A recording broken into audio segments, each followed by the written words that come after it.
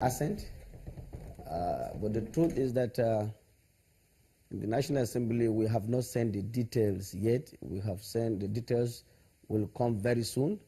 The idea is that for you to send the details, these details must be in tandem with the committee reports of the House. So this is what is happening. But I think essentially we have passed this budget, and all of us know that the budget now is about 6.06 trillion. For the first time in the history of this country, we have passed a budget that has been reduced with the 17 billion naira.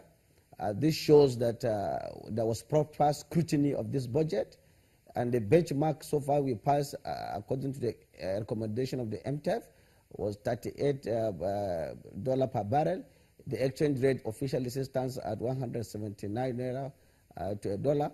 So we have actually looked at the budget very well, and we are waiting for the assent of Mr. President. But I will also add that Mr. President, on 22nd December, to be specific, 2015, when he led the budget before the joint sitting of the National Assembly, he made it clear to us that this budget will be a departure of what happens in the past.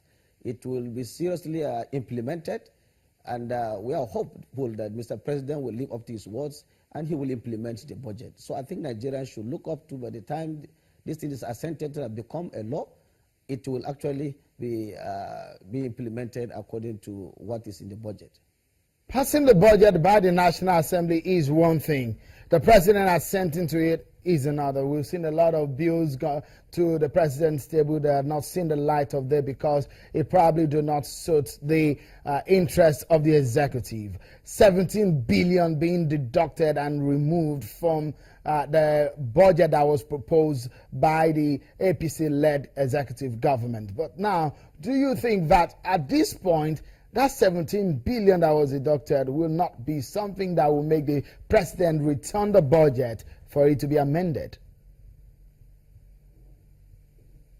No, I think the president will not be angry, because essentially we have retained the envelope of all the MDS, the ministries, departments, and agencies.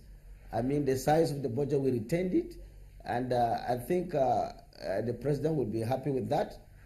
And for the reduction of 17 billion, I think it is not, because the budget, when it comes to the National Assembly, it comes just mere estimates of revenues, and when it is now our duty to work on the budget. And when we are working on this budget, there are areas you have to increase. There are areas you also decrease.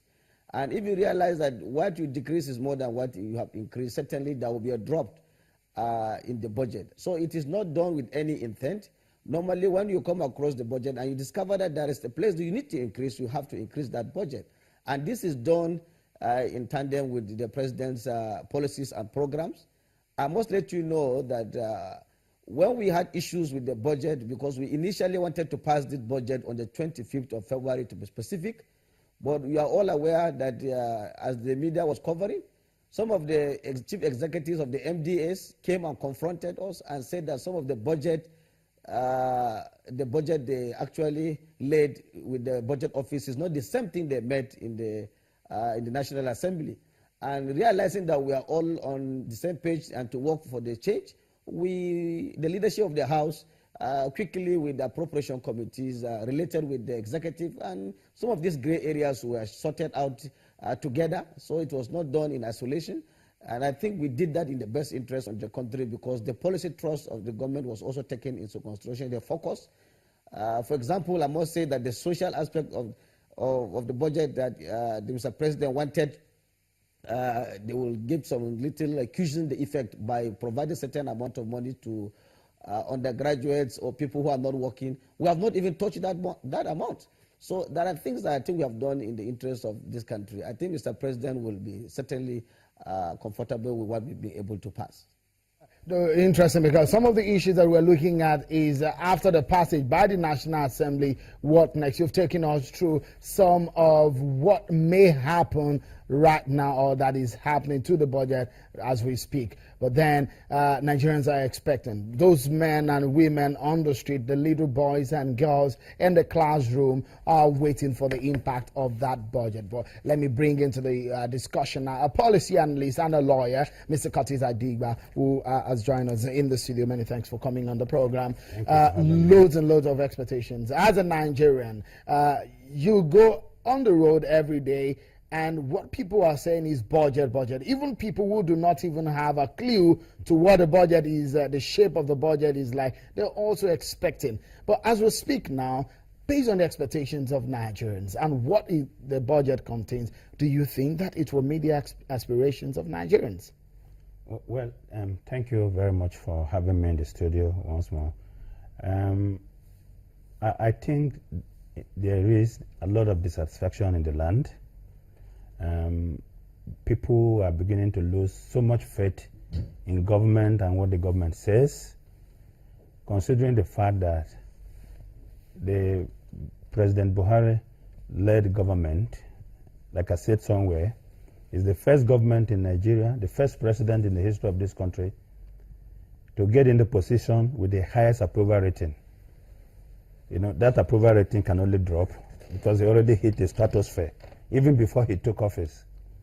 It was such like the situation we had in the United States in 2008 when Barack Obama won the election. And came with a change mantra also. Change mantra, change you can believe. And everybody in America believed that Barack hits the White House and Americans, the fortunes of Americans will be changed.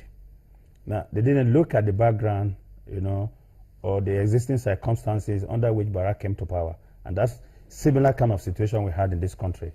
Well, you know, the government is talking about budget. Oh, we've not had our budget. The National Assembly has been very upbeat about the budget that they have passed. But we said here before, the problem of this country has never been passage of budgets. It's been implementation. Now, does the government have clear policies and strategy for implementing this budget? It will actually bring me to the question of that budget and its content. Does it really portray the ideology of this government?